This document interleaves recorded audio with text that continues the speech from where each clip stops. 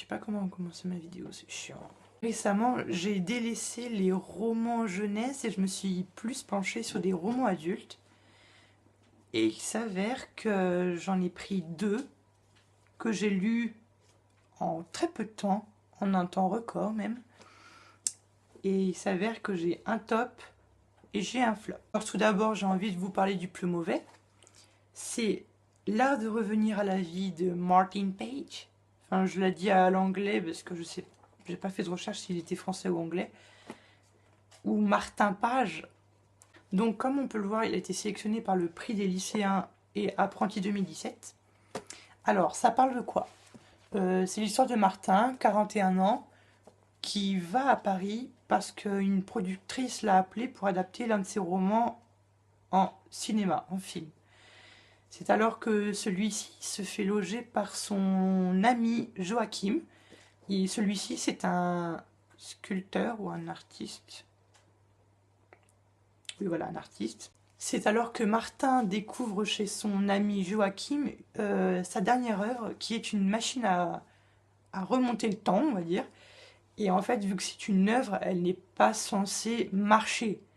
Sauf qu'il s'avère que par X raisons, elle va marcher. C'est très bizarre, je l'avoue. Alors qu'un soir, très curieux, il se glisse dedans et s'endort.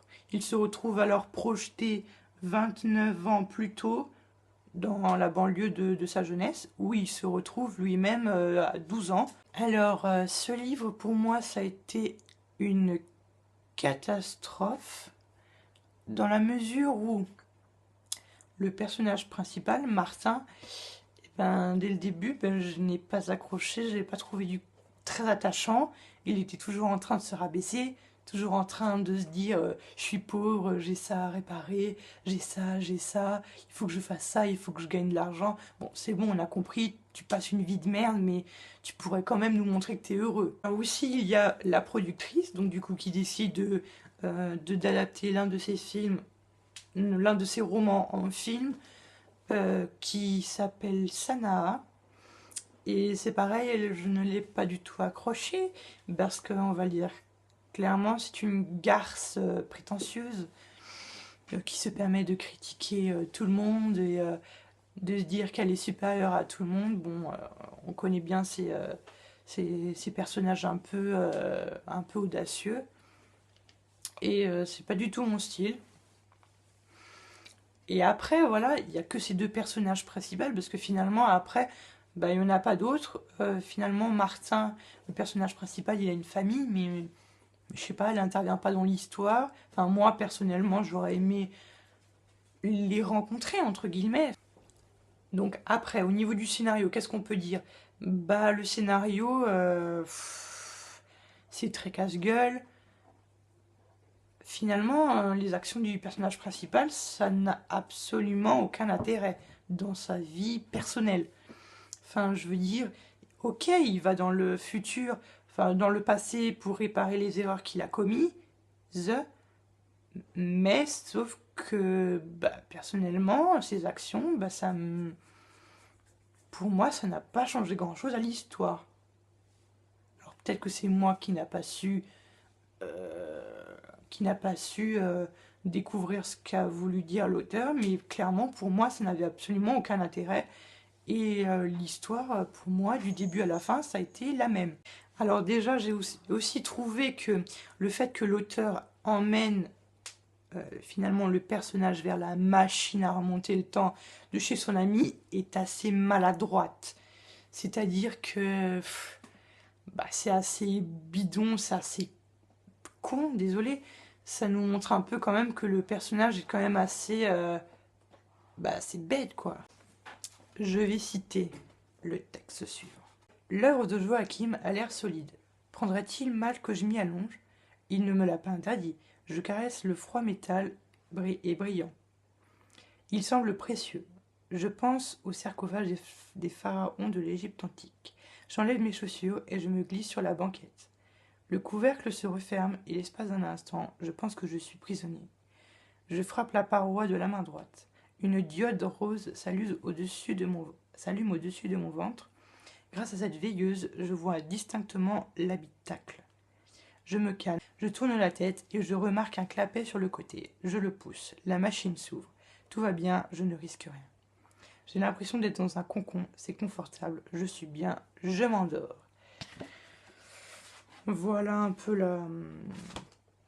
le passage un petit peu que je trouve un peu maladroit, clairement, parce que finalement, c'est pas très recherché, hein. Permettez-moi de dire ça. Bon, maintenant, on a terminé les points négatifs et maintenant, on va terminer sur une note un petit peu plus positive, qui est pour moi l'écriture de l'auteur. Bon, l'écriture de l'auteur, clairement, je l'ai trouvé quand même assez fluide. Les mots sont pas compliqués. Bon, il y en a quelques-uns qui sont un petit peu complexes, mais les phrases, ils étaient vraiment fluides. Clairement, l'auteur, il avait une très belle plume, une très bonne et une belle plume. C'est quand même l'un des bons points de ce livre. Bon, après, si je devais mettre une note sur 5, ce serait un 2. Alors, le deuxième, c'est quoi? C'est Je me souviens de l'imperméable rouge que je portais à l'été de mes 20 ans. Il est assez court quand même comme titre. Donc, de Lydia Flemme. Donc, alors, qu'est-ce que c'est? C'est un livre déjà autobiographique et qui retrace du coup la vie de l'auteur, forcément, qui dit autobiographique, qui dit d'un roman qui parle de soi-même. Donc là, clairement, c'est juste, ça n'a pas d'histoire, il n'y a pas de personnage, juste l'auteur qui nous énonce juste des souvenirs comme ça de sa vie.